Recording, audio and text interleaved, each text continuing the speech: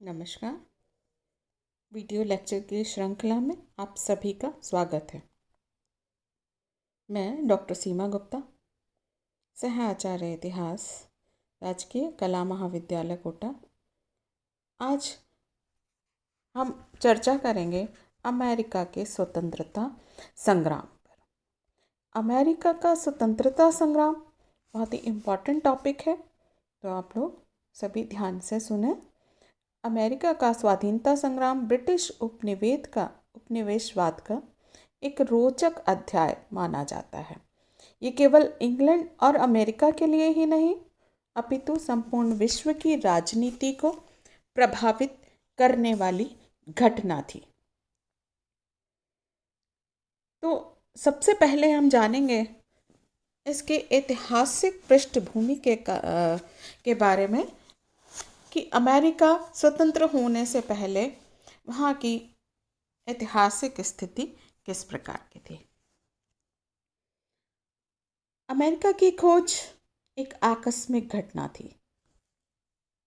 1492 में Christopher Columbus, जो Spain का नागरिक था, उसने एशिया का जल मार्ग ढूंढने वो निकला था, लेकिन वो एशिया की जगह कहाँ पहुँच गया? पश्चिमी द्वीप समूह में पहुंच गया और उसने अमेरिका की खोज की। लेकिन अमेरिका का नाम अमेरिगो वेस्पुची नामक एक इटालियन के नाम पर पड़ा। उसने 1501 ईस्वी में ब्राज़ील तक की यात्रा की थी और जब वो वापस आया तो उसने इतना विशद वर्णन किया कि उसका नाम कोलंबस से भी ज़्यादा लोकप्रिय हो गया और इस अज्ञात क्षेत्र को अमेरिका के नाम से पुकारना लोगों ने शुरू कर दिया। अब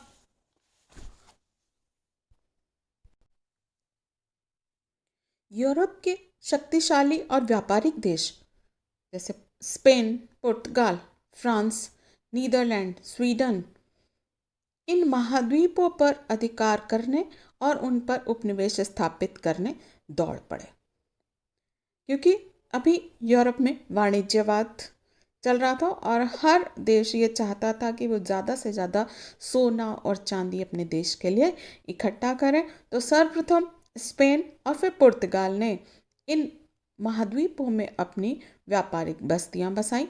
इसके बाद फ्रांस ने भी इस और कदम बढ़ाए और इन्हीं का अनुसरण करते हुए 17वीं शताब्दी में इंग्लैंड भी इस कार्य में संलग्न हो गया और उसने 1605 ईस्वी में उत्तरी अमेरिका के वर्जीनिया क्षेत्र में जेम्स नदी के किनारे जेम्स टाउन नामक अपनी पहली व्यापारिक बस्ती की स्थापना की।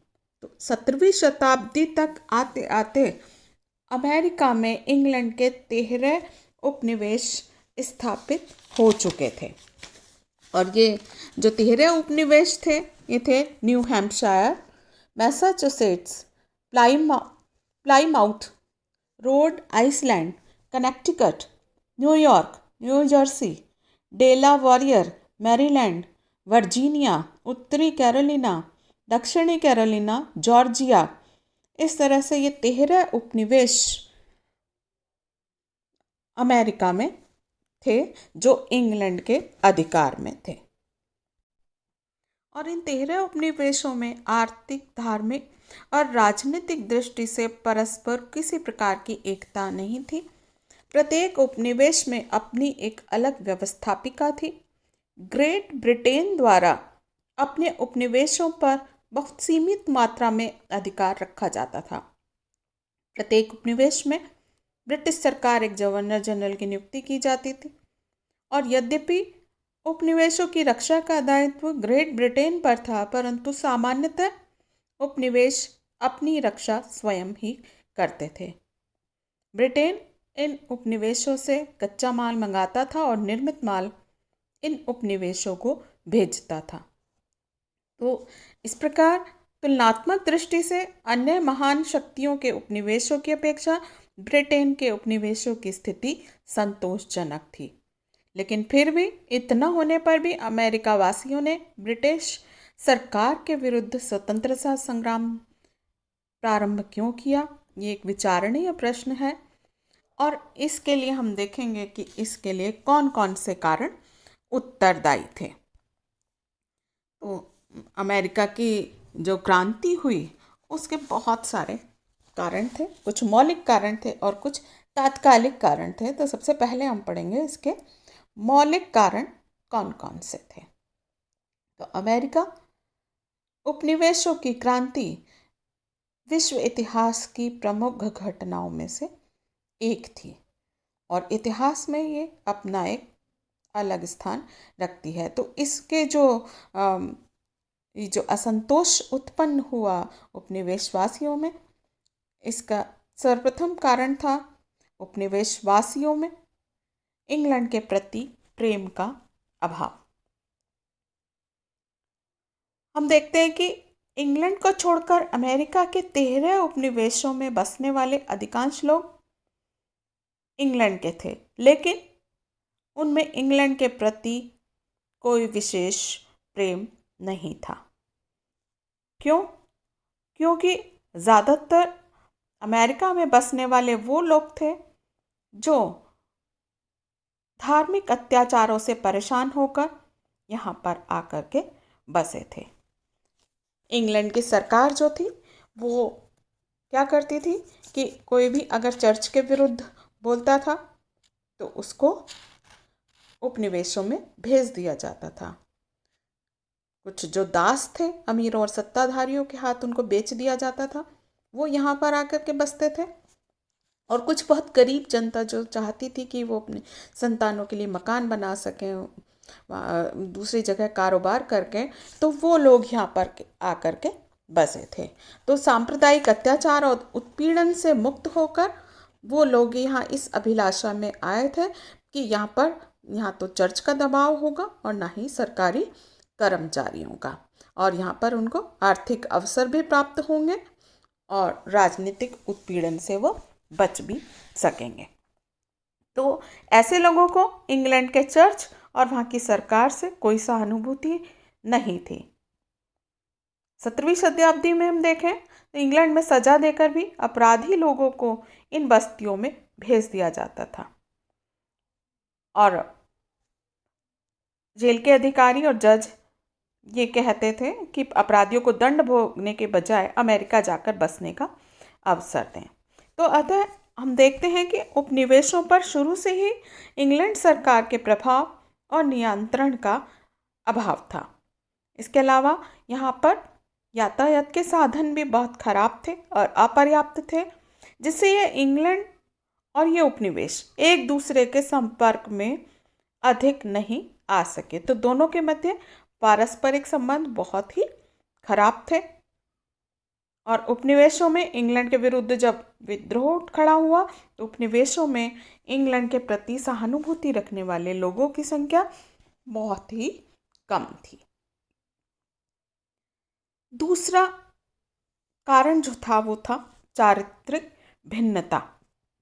हम देखते हैं कि उपनिवेशों में रहने वाले लोगों और इंग्लैंड में रहने वाले लोगों में काफ़ी चारित्रिक भिन्नता थी। हालांकि ये ठीक है कि उपनिवेशों की 90% जनता अंग्रेज ही थी, परंतु ये अंग्रेज इंग्लैंड के अंग्रेज़ों से भिन्न थे। कैसे? क्योंकि जो अमेरिकन लोग थे वो सरल थे और क्योंकि नए नए आए थे अभी, तो रीति रिवाजों को उन्होंने पूर्व धारणाओं को त्याग करके एक नया जीवन अपनाया था और अमेरिकी बन गए थे। अंग्रेज और अमेरिका के लोगों में काफ़ी धार्मिक मतभेद भी थे। उपनिवेशों के अधिकांश निवासी प्यूरिटन थे, जबकि इंग्लैंड के लोग इंग्लैंड के चर्च के एंग्लिकन चर्च के अनुयायी थे। तो समानता की जो भावना थी उपनिवेशियों में वो अधिक प्रबल थी, जबकि इंग्लैंड में अभी भी वर्ग भेद बना हुआ था और समाज में कुलीन वर्ग की प्रधानता थी। इस तरह से दोनों के जो दृष्टिकोण थे वो भिन्न भिन्न थे। तीसरे पॉइंट पे हम आते हैं, उपनिवेशियों का स्वतंत्रता प्रेम। उपनिवेशों में आबाद लोग इंग्लैंड के लोगों की अपेक्षा अधिक उत्साही थे और अपनी स्वतंत्रता को लेकर के बहुत उत्सुक थे। उनमें जनतंत्र शासन पद्धति और स्वतंत्रता का इंग्लैंड के लोगों से भी अधिक प्रचार था।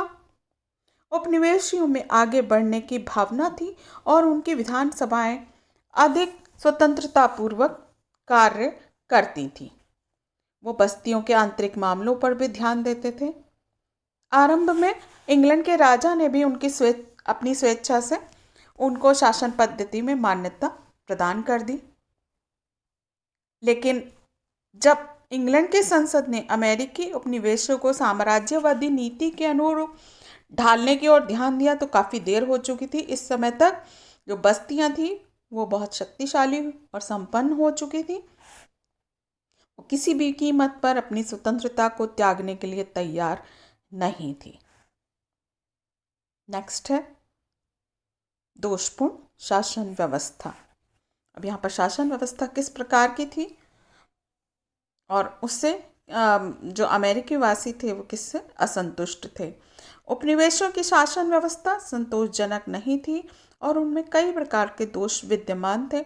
शासन व्यवस्था के हम देखते हैं कि 3 प्रमुख अंग थे। पहला गवर्नर, दूसरा गवर्नर की कार्यकारिणी समिति और तीसरा विधायक सदन या असेंबली जिसे हम कहते हैं। गवर्नर और उसकी कार्यकारिणी समिति सम्राट के प्रति उत्तरदायी थी, सम्राट के अंतर्गत थे। सम्राट कहाँ का? इंग्लैंड का, ब्रिटेन का सम्राट के अंतर्गत थी और वे विधायक सदन के प्रति उत्तरदायी नहीं होते थे, जबकि विधायक सदन में जनता द्वारा निर्वाचित प्रतिनिधि होते थे। कानून निर्माण और कर लगाने का अधिकार विधायक सदनों के हाथ में था। तो ऐसी स्थिति में गवर्नरों के लिए जनता के प्रतिनिधियों का विरोध करना बहुत ही कठिन काम था। तो इससे हम स्पष्ट हो जाता है कि गवर्नर का उत्तरदायित्व तो था परंतु उसके पास अधिकार सीमित थे। दूसरी तरफ विधायक सदनों को अधिकार तो प्राप्त थे परंतु उनमें उत्तरदायित्व का अभाव था। इससे हम देखें इस प्रकार शासक और शासित वर्ग दोनों ही एक दूसरे से असंतुष्ट थे और दोनों के मध्य जो संबंध हैं वो तनावपूर्ण बने हुए थे। नेक्स्ट कारण आता है उपनिवेशों की उपयोगिता एक भ्रांत धारणा। उपनिवेशों की जो स्थापना और उपयोगिता के संबंध में इंग्लैंड की सरकार और आम जनता एक भ्रांत धारणा से ग्रसित थी। क्या थी वो धारणा?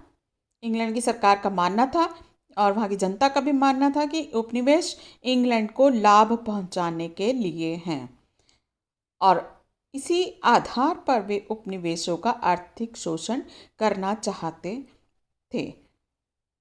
आपको मालूम है कि उपनिवेशों की स्थापना क्यों की जाती थी? समय वहाँ से कच्चा माल लाने के लिए और तैयार माल वहाँ बेचने के लिए, तो आर्थिक लाभ कमाने के लिए ही की जाती थी और इस आर्थिक शोषण भी किया जाता था।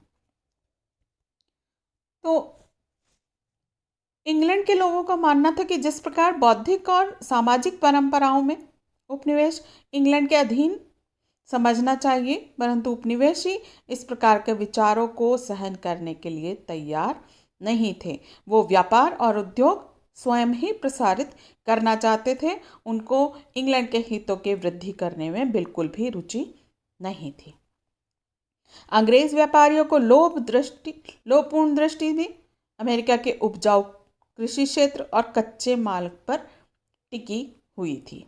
इसलिए अंग्रेज शासन अमेरिकी व्यवसाय और व्यापार को अपने हितों के अनुसार मोड़ने के लिए सदा प्रयत्नशील रहता था और जो अमेरिका वासी थे वो इन सब से असंतुष्ट थे और धीरे धीरे वो इतने असंतुष्ट हो गए कि उन्होंने उनके विरुद्ध विद्रोह कर दिया। हम देखें कि 1733 में इंग्लैंड के संसद ने शीरे का अधिनियम भी पास किया था और उसने उन समस्त व्यापारिक वस्तुओं पर चुंगी लगा दी थी जिनका निर्यात अमेरिकी उपनिवेशों में अमेरिका स्थित गैर ब्रिटिश क्षेत्रों को होता था। तो न्यू इंग्लैंड उपनिवेश फ्रांस अधिकृत पश्चिमी द्वीप समूह से शीरा मंगवाता था और शीरे से शराब तैयार की जाती थी और शराब की बिक्री से न्यू इंग्लैंड काफ़ी लाभ कमाता था। तो बाद में जब जॉर्ज तृतीय के शासनकाल में इन नियमों को सख्ती से पालन करवाने का प्रयास किया गया तो लोगों में विरोध होना स्वाभाविक ही था। अगला कारण है सप्तवर्षीय युद्ध का प्रभाव। जिस समय अंग्रेज अमेरिका में अपने उपनिवेशों की स्थापना में व्यस्त थे, उसी समय फ्रांस ने भी उत्तरी अमेरिका में अपने साम्राज्य का विस्तार कर लिया था और कनाडा में फ्रांस के उपनिवेश थे। 1757 ईस्वी से 1763 ईस्वी के मध्य दोनों में सप्तवर्षीय युद्ध लड़ा गया। युद्ध की शुरुआत यूरोप से हुई थी, परंतु अमेरिका में भी उतनी ही भयंकरता से ये युद्ध लड़ा गया। अमेरिका के अंग्रेजी उपनिवेशों ने मिलकर के युद्ध के लिए इंग्लैंड का कोई विशेष सहायता नहीं दी, लेकिन फिर भी इंग्लैंड को सफलता मिली और इस युद्ध में फ्रांस की पराजय हुई और फ्रांसीसी जो साम्राज्य था अमेरिका में, कनाडा, उत्तरी अमेरिका का, वो इंग्लैंड के अधिकार में आ गया। तो इस युद्ध के दूरगामी परिणाम निकले। अब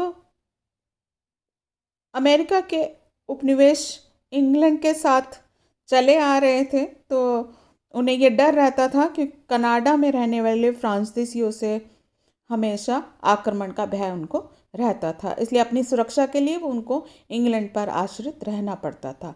लेकिन सप्तवर्षीय युद्ध में फ्रांसीसी शक्ति का अंत हो जाने के कारण फ्रांसीसियों के आक्रमण का भय जाता रहा और उन्होंने इंग्लैंड की शक्ति की अवहेलना करनी शुरू कर दी। इसके अतिरिक्त सप्तवर्षीय युद्ध में इंग्लैंड को आर्थिक समस्याओं का सामना करना पड़ा और उसका राष्ट्रीय ऋण काफ़ी बढ़ गया था, किंतु अमेरिका की जनता इंग्लैंड की समस्याओं के प्रति कोई सहानुभूति नहीं रखती थी और उसका उद्देश्य आर्थिक और सामाजिक समस्याओं का समाधान ढूंढना था। धीरे धीरे पारस्परिक द्वेष की अग्नि प्रज्वलित होने लगी और उनमें स्वतंत्रता की भावना जागृत करने में बहुत महत्वपूर्ण भूमिका अदा की। नेक्स्ट है नवविजित क्षेत्र की समस्या। सप्तवर्षीय युद्ध में फ्रांस की पराजय के बाद उत्तरी अमेरिका का समूचा फ्रेंच प्रदेश इंग्लैंड के अधिकार में आ गया। इस क्षेत्र में मुख्यतः कैथोलिक फ्रांसीसी और आदिवासी रेड इंडियंस बसे हुए थे। तो एक ऐसी नीति अपनानी थी इंग्लैंड को कि जिससे फ्रांसीसी और रेड इंडियंस में आत्मविश्वास पैदा किया जा सके और उनकी सुरक्षा की व्यवस्था भी की जा सके। तो इंग्लैंड की सरकार को ये भय था कि उपनिवेशों के नए क्षेत्र में जाकर बसने से वहाँ के मूल निवासियों के साथ कहीं युद्ध का सिलसिला आरंभ ना हो जाए। वहाँ के मूल निवासी कौन थे? Red Indians. तो दोनों के जो मध्य, तो वहाँ की जो इंग्लैंड की सरकार ये चाहती थी कि रेड इंडियंस को शांत होने के लिए थोड़ा समय देना चाहिए और उपनिवेशों के मध्य भूमि वितरण का काम धीरे धीरे होना चाहिए। और इसीलिए उन्होंने 1763 में एक शाही घोषणा के द्वारा मिसिसिपी, फ्लोरिडा, एलेग्नीज और क्वेबेक के बीच का समूचा क्षेत्र रेड इंडियंस के लिए सुरक्षित कर दिया। इससे उपनिवेशों का पश्चिम की ओर प्रसार रुक गया और वे अपनी सरकार को शत्रु समझने लगे। अब है नई आर्थिक नीति इंग्लैंड की। उसमें उसने कुछ अधिनियम पारित किए जिसके कारण से ये स्वतंत्रता संग्राम लड़ा गया। तो सप्तवर्षीय युद्ध में हम देखें, इंग्लैंड ने बहुत सारे उपनिवेशों को बसाने के लिए बहुत सारा धन खर्च किया था। मैंने बताया आपको कि सप्तवर्षीय युद्ध फ्रांस के साथ में लड़ा गया, तो उससे उसकी आर्थिक स्थिति डगमगाने लगी। आर्थिक समस्याओं का उसको सामना करना पड़ा, उसका राष्ट्रीय ऋण बढ़ गया था, किंतु अमेरिका की जनता को इंग्लैंड की समस्याओं के प्रति कोई सहानुभूति नहीं थी। अंग्रेज राजनीतिज्ञों का मानना था कि चूंकि ये धन उपनिवेशों की रक्षा के लिए व्यय किया गया है, तो उपनिवेशों को इंग्लैंड के आर्थिक संकट को दूर करने में हिस्सा बटाना चाहिए। परंतु उपनिवेशियों ने इसे साम्राज्यवाद के लिए लड़ा गया युद्ध मानकर सहयोग देने से इनकार कर दिया और ये भी कहा कि उपनिवेशों ने भविष्य में भी बस्तियों की रक्षा के लिए खर्च होने वाले धन में भी अपना हिस्सा नहीं देंगे। तो इसके कारण से ब्रिटेन की सरकार को कुछ ऐसे कानून पास करने पड़े जिसका विरोध अमेरिका में हुआ और उसमें सबसे पहला था शुगर एक्ट। इसी समय युद्ध के अंतिम दिनों में इंग्लैंड की राजनीति में भी परिवर्तन आया और जॉर्ज तृतीय को 1 वर्ष के भीतर ही पिट को प्रधानमंत्री का पद छोड़ना पड़ा और ग्रेनविल उसका नया प्रधानमंत्री बना। ग्रेनविल और उसके साथी मंत्री टाउनशेंड, उन्होंने कुछ कानून पास किए। इसमें पहला था शुगर एक्ट। उसका 1764 में ये एक्ट पास किया गया जिसका उद्देश्य व्यापार को नियंत्रित किए बिना आय बढ़ाना था। ये पुराने मोलासिस एक्ट का ही संशोधित रूप था। इस संशोधित शुगर एक्ट के अनुसार विदेशी रम का आयात बंद कर दिया गया और सभी स्थानों से आए शीरे पर साधारण कर लगा दिया गया। शराब, रेशम, कॉफ़ी और अनेक विलास सामग्रियों पर भी कर लगा दिया गया और इसे कड़ाई से लागू करने के लिए सीमा शुल्क अधिकारियों को भी आदेश दिया गया कि वो दृढ़ता से काम करें। दूसरा था करेंसी एक्ट, मुद्रा कानून। इसके अनुसार राजा के किसी भी उपनिवेश में भविष्य में जारी की गई कोई हुंडी वैध नहीं मानी जाएगी। तो इन सब से उपनिवेशी नगद रुपए के स्थान पर कागज के नोट छापकर अपने ऋण का भुगतान करते थे और इससे इंग्लैंड के आर्थिक हितों को हानि पहुंचती थी। तो नए कानूनों ने उपनिवेशियों का आर्थिक बोझ बढ़ा दिया। 1765 में बिलेटिंग एक्ट पास किया गया। उसके अनुसार उपनिवेशों को राजकीय सैनिकों को निवास स्थान और आवश्यक सामग्री देने को कहा गया। तो ये उपनिवेशियों के लिए ये कानून भी अपमानजनक और आपत्तिजनक था। तीसरा था स्टाम्प एक्ट। 1765 में ग्रेनविल ने सुप्रसिद्ध स्टाम्प एक्ट पारित करवा दिया। इसके अनुसार समाचार पत्रों, कड़ी आलोचनाओं वाली पत्रिकाओं, पुस्तिकाओं, लाइसेंसों, पट्टों और कानूनी दस्तावेजों पर रसीदी टिकट यानी स्टाम्प लगाना अनिवार्य कर दिया। इस कानून ने उपनिवेशियों में पहले से चले आ रहे असंतोष को संगठित रूप दे दिया और यहाँ के जो नेता थे एडम्स, उन्होंने घोषणा की कि उपनिवेशों में बिना प्रतिनिधित्व के कर नहीं, नो टैक्सेशन विदाउट रिप्रेजेंटेशन, ये नारा उन्होंने दिया और उपनिवेशों के व्यापारियों ने संगठित होकर के आयात बहिष्कार संघ बनाया और इंग्लैंड से माल ना मंगाने का निश्चय किया। तो इस स्टाम्प एक्ट का बहुत ही घोर विरोध हुआ और इंग्लैंड में खलबली मच गई। इसके बाद कुछ नए कानून, टाउनशेंड जो थे वित्त मंत्री, उन्होंने कुछ 1767 में कुछ जल्दबाजी में नए कानून पास करवाए।